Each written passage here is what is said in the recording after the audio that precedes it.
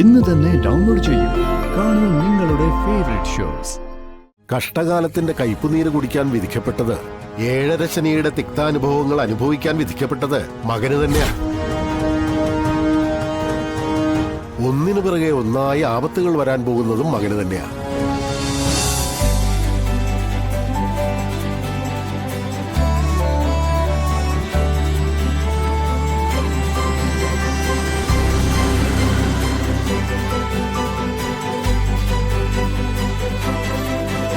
അനു, ഈ വരുന്ന സ്ത്രീ എനിക്ക് ഏറ്റവും വേണ്ടപ്പെട്ട ആളാണ്.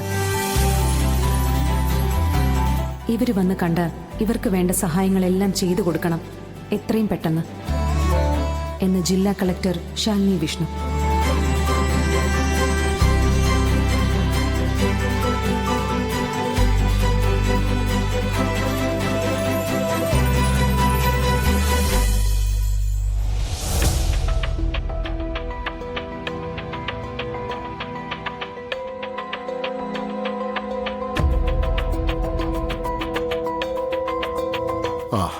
പ്രാർത്ഥിച്ചോളൂ, കണ്ണടച്ച് പ്രാർത്ഥിച്ചോളൂ. ഒപ്പം ഇതുവരെ മനസ്സിനെ അലട്ടിയ സങ്കടങ്ങളൊക്കെ ഒന്ന് ഓർത്തെടുക്കാൻ ശ്രമിച്ചോളൂ. ഓം ശുക്ലാംബരധരം വിഷ്ണും ശശിവർണം പ്രസന്നവദനം ധ്യായേ സർവവിഘ്നോപശാന്തി. ഓം നമോ ഭഗവതേ വാസുദേവായ. ഓം ശ്രീകൃഷ്ണായ പരബ്രഹ്മമേ നമോ നമഃ. ഓം നമോ ഭഗവതേ വാസുദേവായ. ഓം ശ്രീകൃഷ്ണായ പരബ്രഹ്മമേ നമോ നമഃ.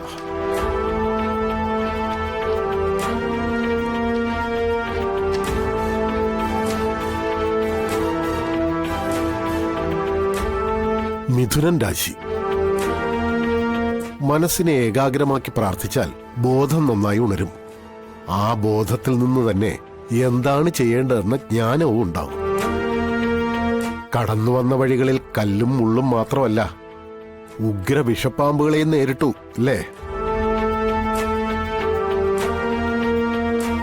ജീവാപായമുണ്ടാകാത്തത് മുൻജന്മ സുഹൃതം.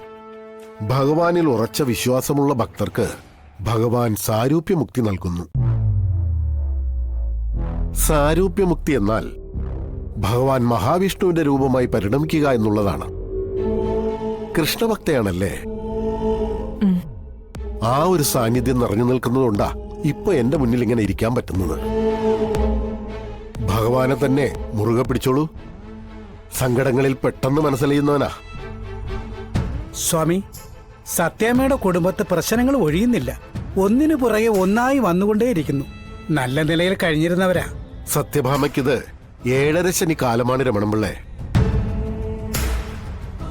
പുണ്യാവതാരങ്ങളായ ശ്രീരാമചന്ദ്രസ്വാമിയും ശിവഭഗവാന് പോലും ഏഴര ശനിക്കാലത്ത് കഷ്ടത അനുഭവിച്ചിട്ടുണ്ട്. വീട് വിട്ടിറങ്ങുക, കളവ് കേൾക്കേണ്ടി വരിക, ഇതെല്ലാം നടന്നു കഴിഞ്ഞില്ലേ? സ്വാമി, ഇനി ഞാൻ അനുഭവിക്കാൻ ഒന്നുമില്ല.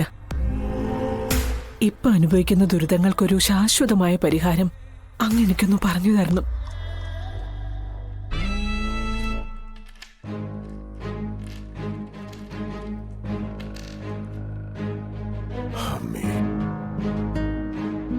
അമ്മയുടെ സ്നേഹം നിറഞ്ഞു നിൽക്കുന്നത് മകനിലാണല്ലേ? ആ മകനെ സ്വന്തം ചിറകിൽ ഒളിപ്പിച്ചു തന്നെ അമ്മ വളർത്തിയതും. ഈ മകനില്ലെങ്കിൽ അമ്മയില്ല, അമ്മയുടെ സാന്നിധ്യമില്ലെങ്കിൽ മകനുമില്ല. അതായത് അമ്മയുടെ സർവസ്വവും ഈ മകനിൽ തന്നെയാണെന്ന് പറയേണ്ടിയിരിക്കുന്നു. ശരിയല്ലേ? സത്യമാണ് സ്വാമിജി. എത്ര വഴക്കും ബഹളമൊക്കെ ആണെങ്കിലും അവനെ കാണാതെ ഒരു നിമിഷം പോലും എനിക്ക് തള്ളി നീക്കാൻ പറ്റില്ല. എങ്കിൽ ആപത്ത് നിങ്ങൾക്കും നിങ്ങളുടെ ഭർത്താവിനുമല്ല. കഷ്ടകാലത്തിന്റെ കയ്പുനീര് കുടിക്കാൻ വിധിക്കപ്പെട്ടത്, ഏഴര ശനിയുടെ തിക്താനുഭവങ്ങൾ അനുഭവിക്കാൻ വിധിക്കപ്പെട്ടത് മകന് തന്നെയാണ്. ഒന്നിനു പിറകെ ഒന്നായി ആപത്തുകൾ വരാൻ പോകുന്നതും മകന് തന്നെയാണ്.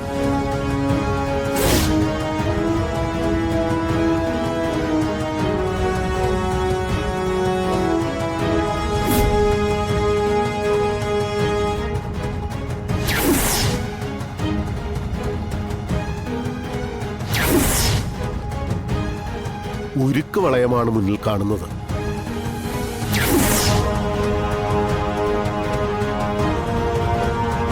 കേസ് ഒഴിഞ്ഞിട്ട് നേരം കാണാൻ വഴിയില്ലല്ലോ ഈ മകന്. അവന്റെ ചുമലിൽ താങ്ങാനാവുന്നതിലും അധികം ഭാരം ഇപ്പോഴുണ്ട്. അതിനിയും കൂടാം. കുഴഞ്ഞു വീഴാതെ നോക്കാൻ കൂടെ നിൽക്കുന്നവരുടെ പ്രാർത്ഥന, അതുമാത്രമേ പരിഹാരമായുള്ളൂ. സ്വാമി, ഈ അമ്മ ജീവിക്കുന്നത് തന്നെ ആ മോനു വേണ്ടിയാ. ഈ പറഞ്ഞതെല്ലാം കേട്ടിരിക്കുന്നതും ചങ്ക് നീറിക്കൊണ്ട് തന്നെയാ. ഉചിതമായൊരു പരിഹാരം അത് പറഞ്ഞു തരണം. ദൈവാനുഗ്രഹം ഉണ്ടെങ്കിൽ എല്ലാ ദോഷങ്ങളെയും അകറ്റി നിർത്താം. അത് സത്യാമ്മയ്ക്ക് വേണ്ടുവോളം ഉണ്ട്. മരിച്ചു മണ്ണടിഞ്ഞവരും മോക്ഷം കിട്ടാത്തവരും നമ്മുടെ തലയ്ക്ക് മുകളിൽ വന്നാൽ സ്വസ്ഥതക്കേടാ. അതുകൊണ്ട് പിതൃക്കളെ തൃപ്തിപ്പെടുത്താനുള്ള വഴിപാടുകൾ നടത്തുക. കുളിച്ച് ഈറനോടെ ബലിയിടുന്നതിനേക്കാൾ പുണ്യപ്രവൃത്തി വേറെ ഒരു വഴിപാടിനും ഇല്ല. പ്രധാനമായും ചെയ്യേണ്ടത് ഈ ദുരിതങ്ങൾക്കെല്ലാം അറുതി വരുത്തുന്നതിനായി കുന്നുംപുറം കാർത്തിക ക്ഷേത്രത്തിലെ 101 പടികൾ മുട്ടിലിഴഞ്ഞ് കയറണം. അതിപ്പോ എന്റെ ഒരു ആരോഗ്യസ്ഥിതി പറ്റുന്നതല്ലെങ്കിൽ സത്യഭാമയ്ക്ക് വേണ്ടി മകനുമായി ഏറ്റവും അടുപ്പമുള്ള ആരെങ്കിലും ചെയ്താലും മതി. പക്ഷെ വഴിപാട് നടത്തണം. ഒരു മുജ്ജന്മ ശാപം കിടക്കുന്നുണ്ട്. അത് മാറിയാൽ ഇപ്പോൾ അനുഭവിച്ചുകൊണ്ടിരിക്കുന്ന എല്ലാ ദുരിതങ്ങൾക്കും ശാശ്വതമായ പരിഹാരമാകും. പക്ഷേ ഈ വഴിപാട് നടത്താൻ സ്വാമി. എനിക്കെന്റെ മകൻ കഴിഞ്ഞേയുള്ളൂ എല്ലാം. അവന് വേണ്ടി മാത്രം ഞാൻ ജീവിച്ചിരിക്കുന്നത് തന്നെ. പ്രാർത്ഥിക്കുക. ഭഗവാന്റെ മനസ്സലിയുന്നത് വരെ വിളിച്ച് പ്രാർത്ഥിക്കുക. ഭഗവാൻ നല്ല ഭക്തർക്ക് മുന്നിൽ കണ്ണു തുറക്കാതിരിക്കില്ല.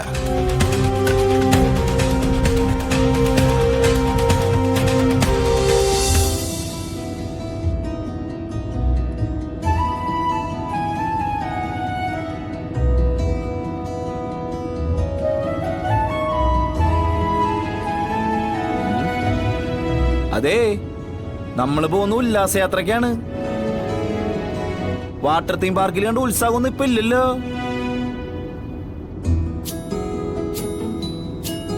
എന്തുപറ്റി? അവിടെ എല്ലാം ഉപേക്ഷിച്ചിട്ടാണോ കൂടി യാത്ര പോന്നേ? അവരെ അവിടെ എൻജോയ് ചെയ്തതിന്റെ ക്ഷീണം തീർക്കുക വിഷ്ണുട്ടാ. പപ്പു, സത്യേ, പപ്പി സത്യേ. എന്തോ? എന്താ? ഇനി നമ്മള് പോകുന്നത് എങ്ങോട്ടാന്നറിയോ? പൊന്മുടി.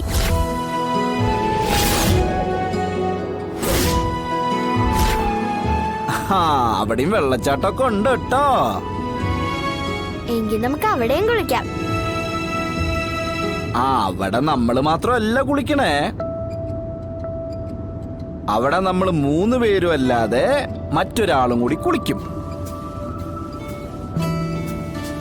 അതാരാന്ന് പറയാം മക്കൾക്ക്?